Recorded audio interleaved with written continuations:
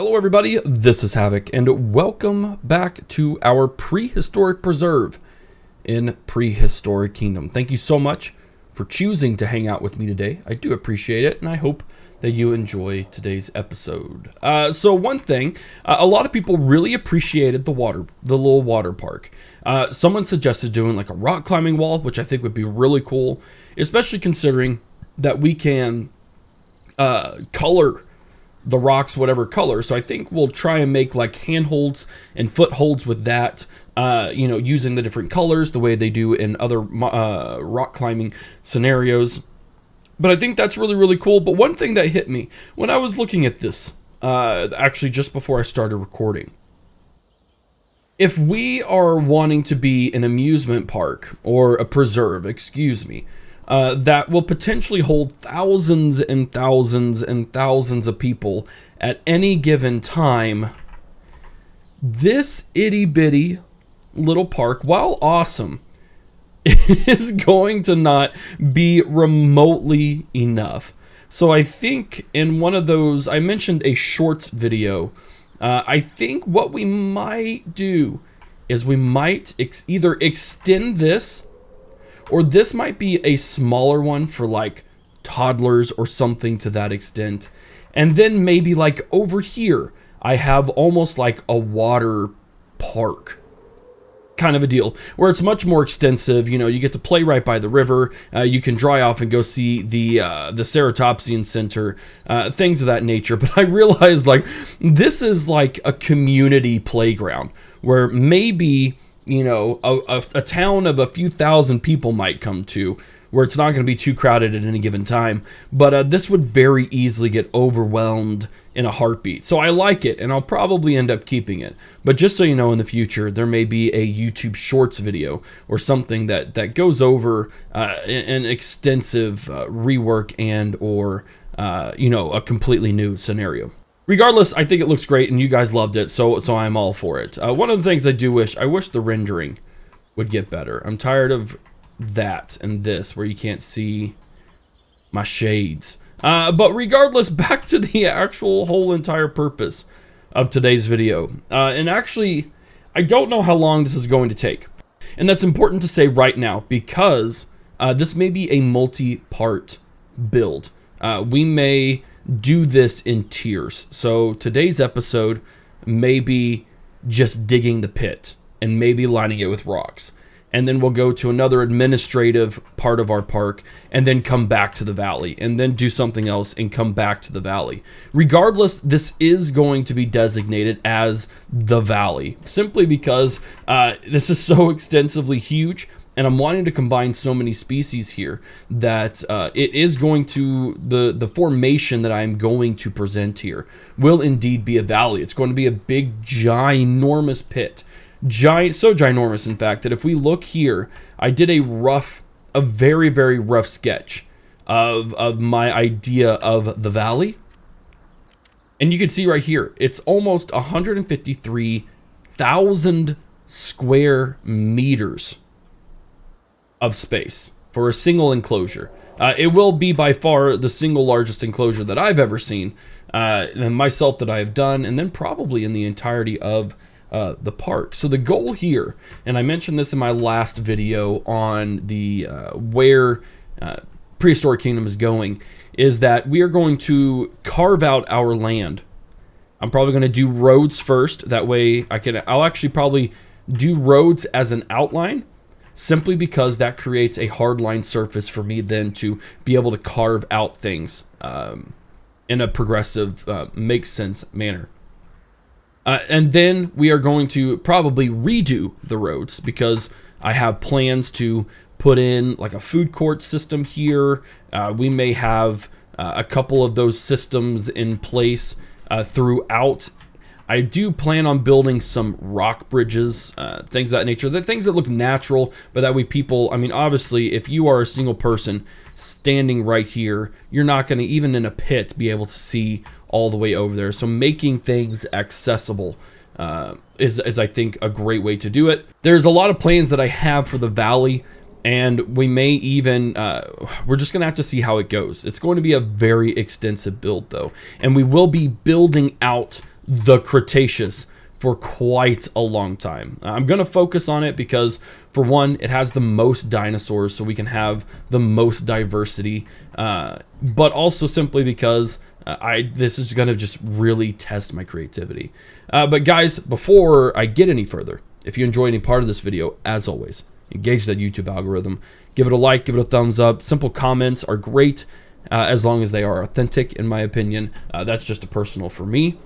But yeah, this is going to be, I am incredibly excited for this, but I'm also extremely terrified because I don't know how to explain all the things that I want to do with this. And I am a little bit concerned that having so many dinosaurs in one place might kill your interest in this, simply because I'm not building a whole lot of different paddocks. But we'll have to just see. We'll have to see how it goes, but I do want them to all be in there together, because I just think it'd be cool. It'd be cool to stumble, quote unquote, upon this hidden valley that just has all of these dinosaurs in it. Like, just the thought of it's really, really cool. But anyways, I will let you know what goes on, probably in, a time-lapse overview, voiceover for the small portion of it. But know that this will be a multi-step process. You are not going to have this entire closure in a single video. So I hope you don't mind, but I also hope that you understand the extensiveness of it. So anyways, guys, we're about to hit time-lapse mode. I appreciate you all. Thank you all for hanging out with me. And let's get into the Cretaceous Valley Paddock. Alrighty, everybody. Thank you for hanging out with the time lapse today. I think for the large part, I kept to the fence line. What you're going to see here today is a little bit of a frustrated Havoc.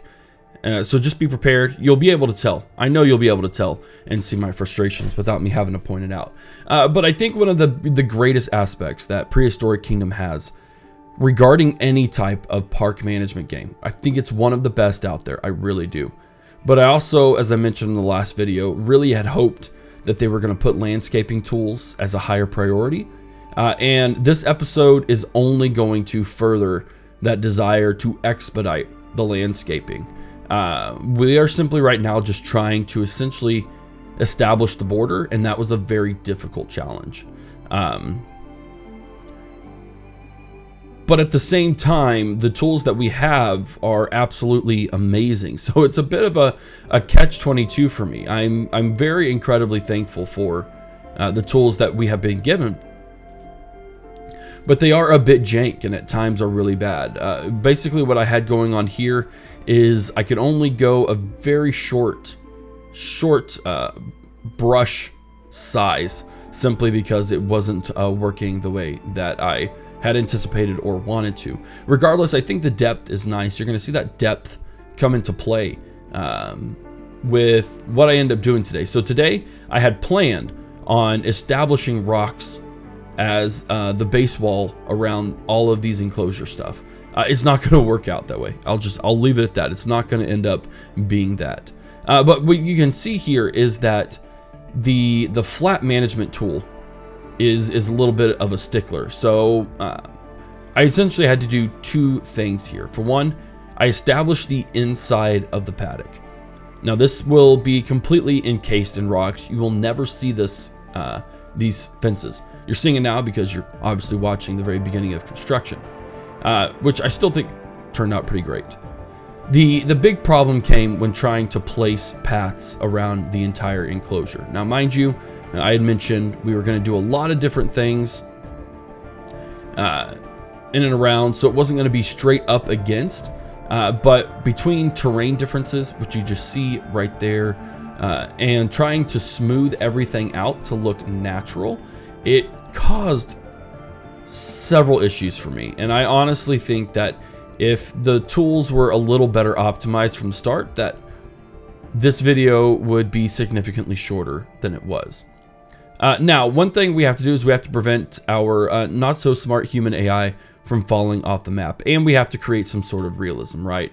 So around the edge, I chose to go with the glass because I think while it may not be quite as realistic of an expectation to have solid glass around the entire thing, I do think it provides the most visibility to the dinosaurs, and I think it does tend to look one of the best, because as we lay down these big huge chunks, you're not seeing posts every 4 feet. You're able to go 20 meters or whatever between posts, which I think is really extremely helpful.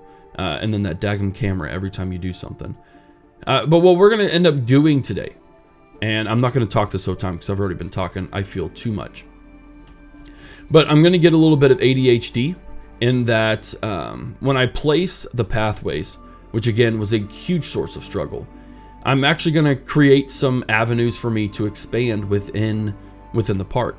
So what you are going to see today is the beginnings of a viewing gallery, the likes of which far exceeded my expectations regarding size or even the execution of it, because I did not expect for things to be looking so good as they do.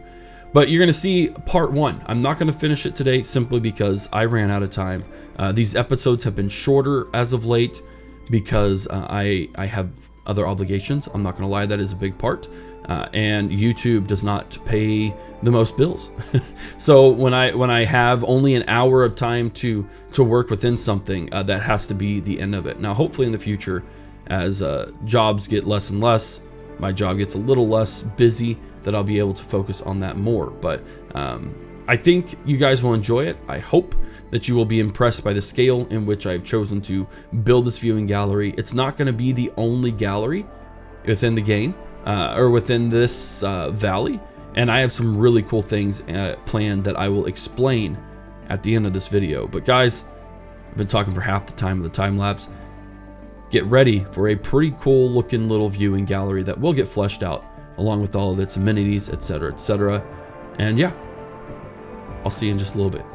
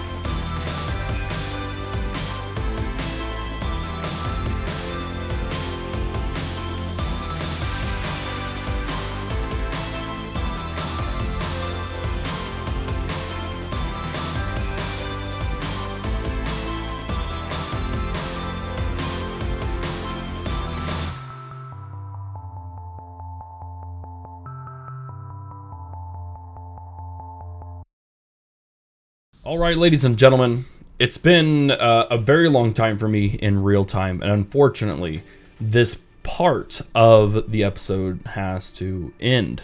That being said, this was not planned, as you heard in my voiceover. But, well, it was planned, not to this degree. I didn't plan on working on it today, we'll say that. But I do think it will make a fantastic addition. And to go alongside it, we're going to have this viewing gallery here. But I even think we are going to have another one on the opposite side, but even lower. I think it would be cool to have just something where they are essentially on the ground level looking at the dinosaurs, or even, and I don't know how realistic this is considering the structural integrity of material in today's world, combined with the fact that dinosaurs are like tons and tons of weight. But I also thought about even adding a little walking area down here with almost like a land bridge for the dinosaurs.